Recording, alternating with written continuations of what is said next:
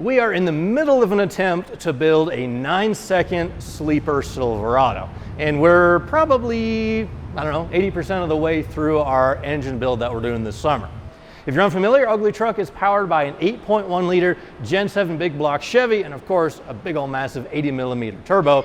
And so far we've run a best of 1092 at 125. But we want to run a 9-second pass in full sleeper mode. So that means we've got to make a few additional changes to the truck. Over the last couple of months, basically we pulled the engine out, which was a 100% untouched, unopened Gen 7 big block, but we gapped the rings on it this summer. We put in a bigger performance camshaft. We upgraded the valve train to help the engine spin a little bit faster. We modified the intake manifold to improve airflow.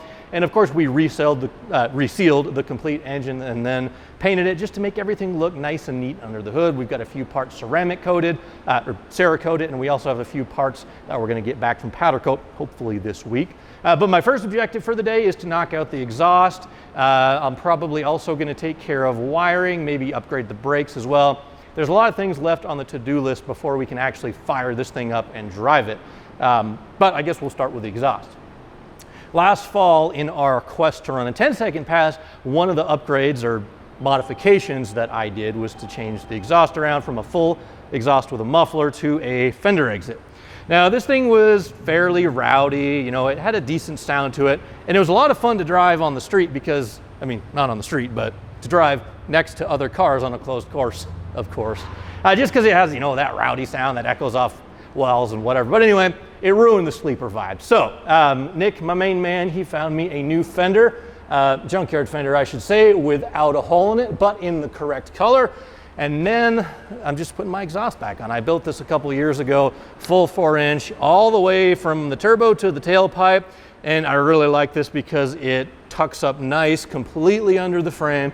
You cannot see this exhaust from outside the truck, and it comes all the way back to the bumper here, and it just kind of exits, boom, just like that, and you cannot see it from the outside. And I really like that because it's a little bit quieter, still has a fun sound to it, but it stays hidden, which I like. So anyway, we're gonna put the exhaust back on, probably take care of a few other odds and ends today. I might have already said that, so let's jump right in.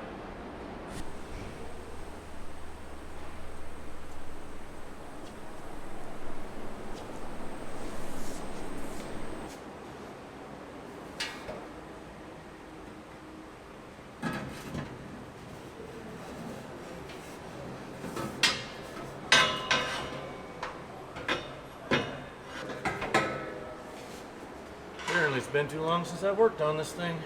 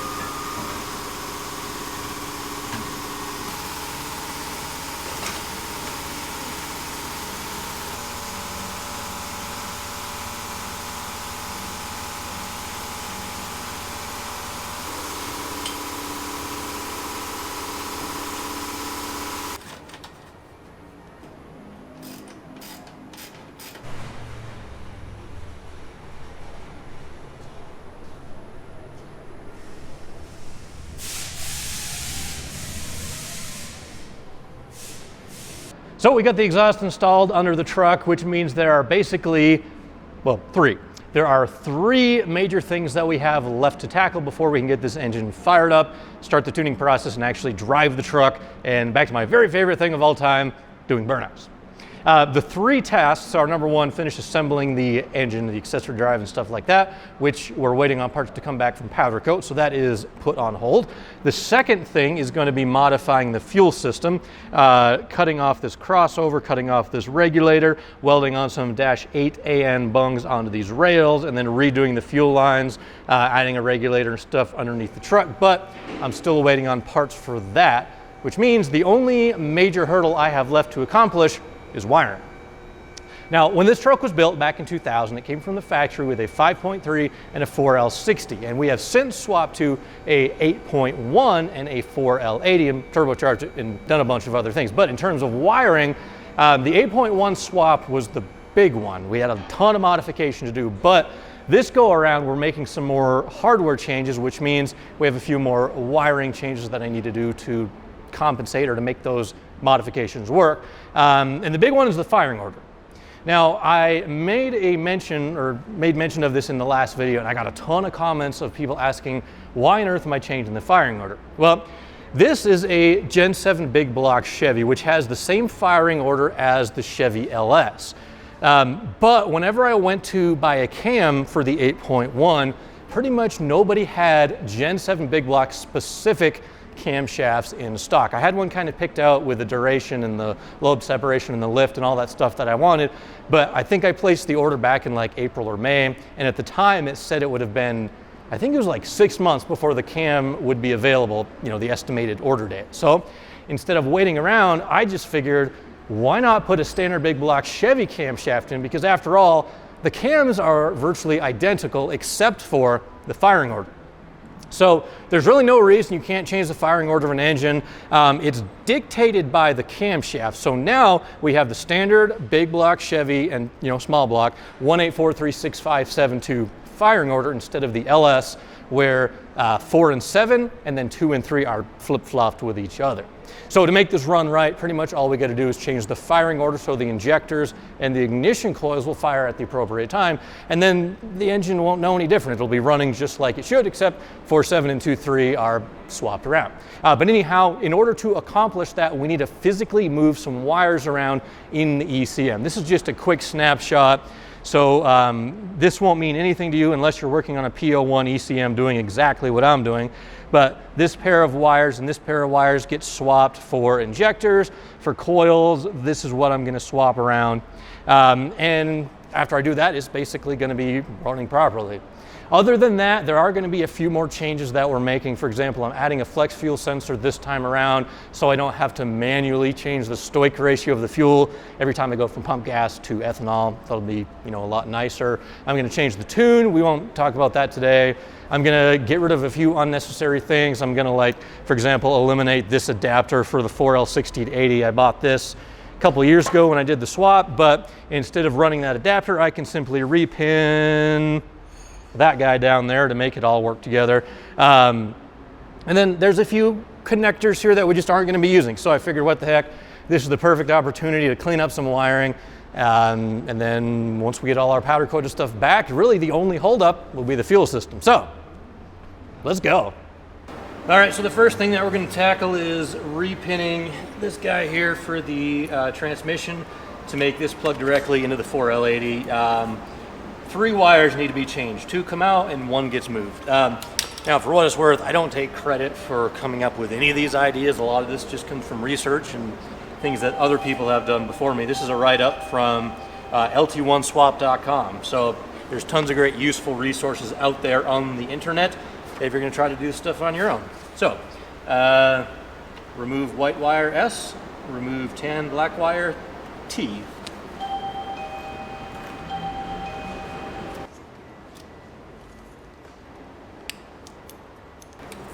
So you probably can't see it, but there's some letters on here. Starts at the top, A, B, C, D, and goes all the way down to, it looks like TUV. So white S, we remove that guy there.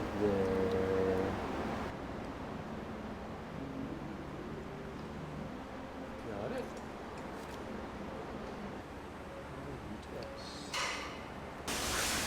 So that wire just goes back in like that.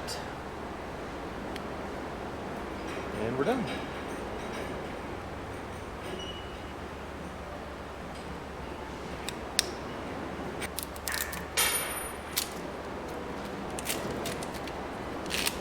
going to kind of wrap these back in there, tape them up, because they're not needed any longer. So I've got the transmission connector repinned, and I'm just kind of selectively rewrapping parts of the harness. This old plastic loom, it's been under the truck forever. It's just old, it's brittle, and it doesn't protect the wires anymore. So any area that I touch or anything that's really awful, I'm just going to rewrap it with new loom that I have. I'm resisting the urge to completely blow this whole harness apart and rewrap everything, mainly because when we do the Holley Dominator swap, hopefully over the winter, when we do that, the whole wiring harness is going to get replaced anyway. So I'm going to resist the urge. I'm not going to rewrap everything, but there's a few cleanup things that'll just kind of help in the meantime, like this speed sensor input. I added this when I did the 4L80 swap years ago. I'm now going to tuck it all the way inside the wire loom. I couldn't do that before because it was under the truck. And but anyway, we'll just do it now and clean up the rest of this and make it look a little neater. You know, every time I pull these connectors out, I think it'll be the last time I ever have to do that. And I always end up adding something.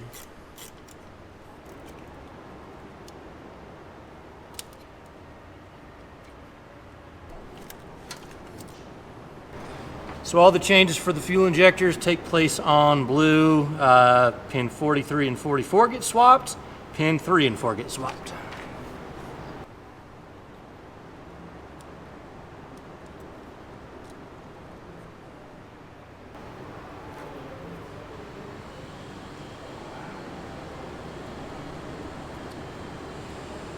And 4.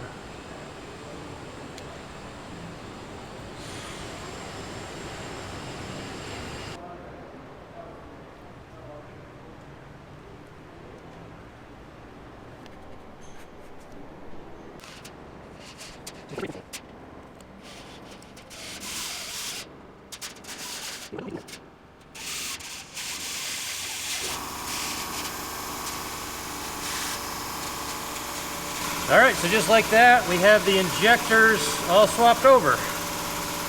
Now we'll lock this back up and move on to the coils.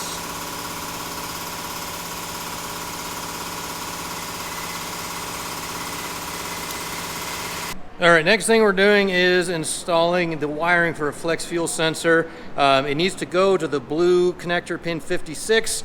Thankfully, we're just going to borrow this conveniently unused wire here, but it is on this side of the connector. We need it to be on that side, so I've got all the tape and wrap stripped away. So I'm just going to kind of pull this one through the harness, put it down here, plug it into the correct pin, and then I think that's it for the blue. Everything else is on the red.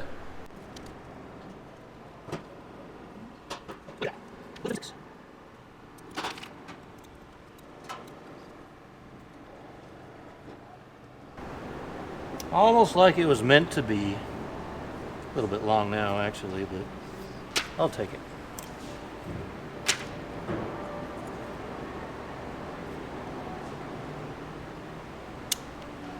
All right, so we got the blue connector all moved and tidied up. Spent a lot of extra time just kind of moving wires from all the different things I've changed over the years.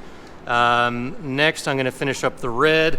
My notes probably don't make a whole lot of sense to you, but basically, pin 27 and 29 flip-flop, pin 67 and 69 flip-flop, and then I'm just going to tidy up, like, you know, this is the speed sensor. I don't like how that looks, just kind of separate, so that's all going to get bundled in the same harness and kind of retaped up.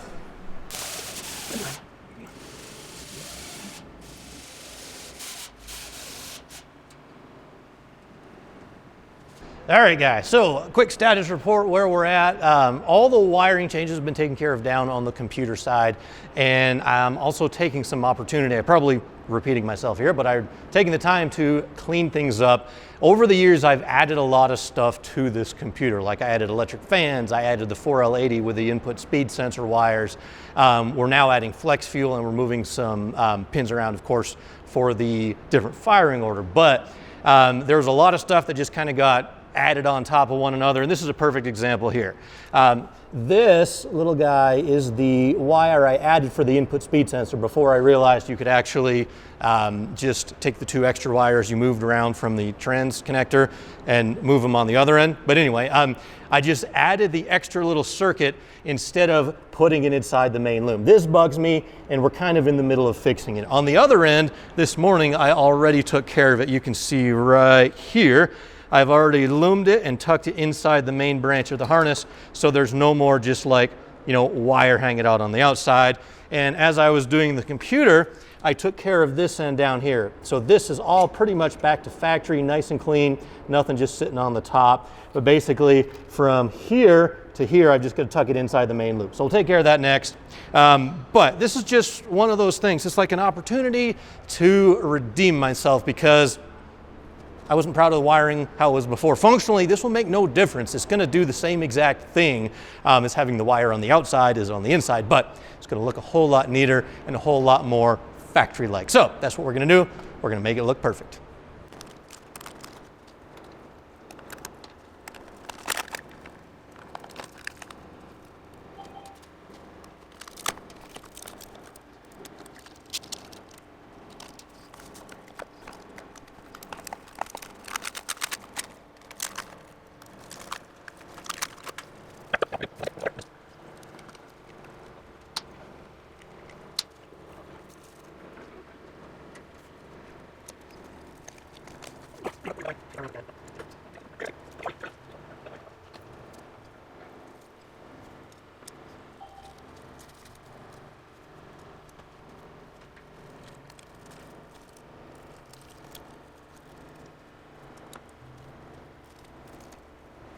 So things might have gotten out of hand just a teeny tiny lot a bit when it comes to wiring, because originally, if you remember, I said I just wanted to repin the connectors of the computer and put this thing back together, and I didn't want to get into the entire wire harness. But that's exactly what I've done. I have the entire harness basically front to back completely stripped apart. One of the main reasons is because I was never crazy about how things routed around the intake manifold. This is a 5-3 wire harness originally, because this truck had a 5-3 in it, and it just, the way the harness is kind of molded and, you know, stick together, the shape it is, it just never looked right. And then on top of that, there's also a few things I found that weren't in the right branch for the cleanest routing of the wire. These 2 wires, for example, this is IAT. Originally they're in this branch that kind of runs along the fender because the mass airflow meter normally goes here. And anyway, I had originally routed this along the valley right here between the intake and the valve cover when I first turboed this thing, but I had 2 big bundles of wire. So now that I've completely stripped this apart, I'm going to take these 2 circuits here, which normally went in this branch, and I'm just going to move them over here into that branch, which obviously is quite simple now that everything is tore apart. Like I said, originally I didn't want to get this deep into it because my plan long term is to have the Holley Dominator running this, which is going to require a completely different engine harness. And I actually had a guy lined up who's going to build me a harness that after a year and a half or so didn't work out. So eventually I'll build my own. We'll figure out the Holley Dominator integration into the truck. But at least in the meantime, I'm going to be running on this ECU for the rest of this year.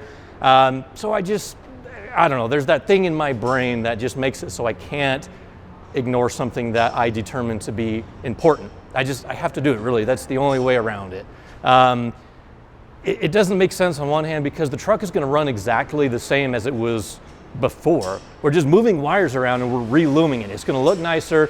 It's going to be a better harness, and I'm always preaching that thing about do your best every single time, and each and every project do to a higher caliber than the last. And I guess that's all I'm trying to do here is just do my best, make this look as nice and as neat as possible, even though at the end of the day it wouldn't have made a difference, but it made a difference to me. So if there's something like that for you, if it makes a difference to put in the extra effort, do it. It doesn't matter what anyone else says. So this is going to take a little bit longer to put back together now, but I've got most of the hard work done, just stripping it down. So I'll get the wires moved where they need to be.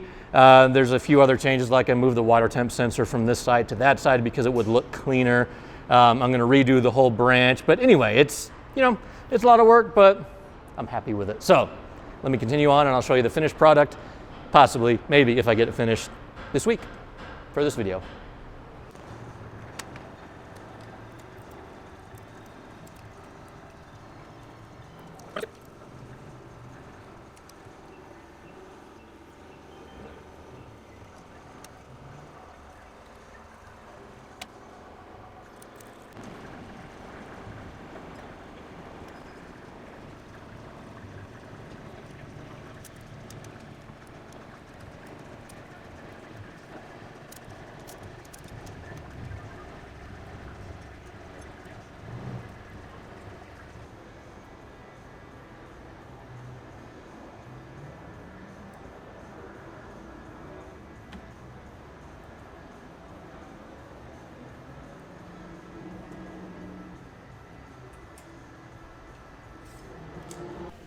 All right, so I have now pretty much all of the wiring harness modification done.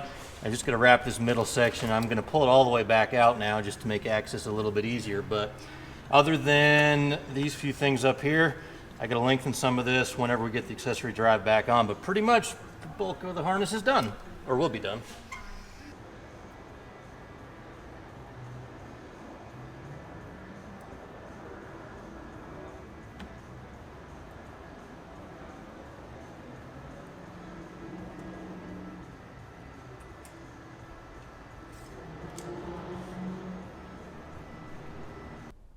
Well, I got to admit this week kind of got away from me with this whole wiring project. Originally, I just wanted to tidy up a few things, get the truck put back together so I could test fire it. But the more I got into it, well, the snowball thing, right? Here we are. But anyway, I have everything pretty much done to where I'm actually kind of happy with it. It's definitely not perfect, but it looks so much nicer. There's a few unfinished ends. When I get the accessory drive brackets back from powder coat, I'm going to extend a few of these, like this one, for example. I found some of the ends are chafed, the idle air control pigtail sway. I'll put a new one on there, lengthen it so it actually connects. I'm going to lengthen the TPS sensor, alternator signal wire. Just until I get the alternator mounted up, I can't do any of that. And over here, I just left this one along for the inlet air temp. That just goes up to the tube coming from the intercooler. But other than that, there's just kind of a quick look of how we're going to be doing things. So all that black braided tube, some of that cloth tape. To me, it looks pretty nice. I got my MSD two-step here. They happen to use almost the same exact stuff. So side by side, to me, that looks pretty dang neat. There's still a lot more wire under the truck that has the broken plastic split tubing, but we'll get to that at another day. Someday, I'd love to pull this thing apart and powder coat the frame. But anyhow, as far as electrical goes, well, let's see. The big things are done. We have the firing order changed. We added the pigtail for the flex fuel sensor. That's going to be living underneath the frame rail, kind of, well, right under the driver's seat where the fuel filter normally sits. I don't know if I actually showed you my list, but these are all the things that we changed, in addition to, of course, rewrapping and relooming most of the harness and rerouting stuff to make it look a little bit neater. Anyway, I didn't get to the fuel rail. I wanted to get that done today, but we did get the rest of the material in, just some stainless tube that I'm going to use to put the Dash 8 fittings on the end of. It, of course, won't be that long. It'll probably be, I don't know, just an inch, so it kind of comes up sort of similar to that. But remember, we're chopping off the crossover, chopping off the stock regulator. We'll get to all that in a future episode. Thank you guys for watching. I do appreciate it. We're rounding up a whole bunch of parts for our new project vehicle that's going to start, my new project vehicle, I should say. That's going to start hopefully as soon as this one's done. Come back soon, guys. Thank you. Have a good one.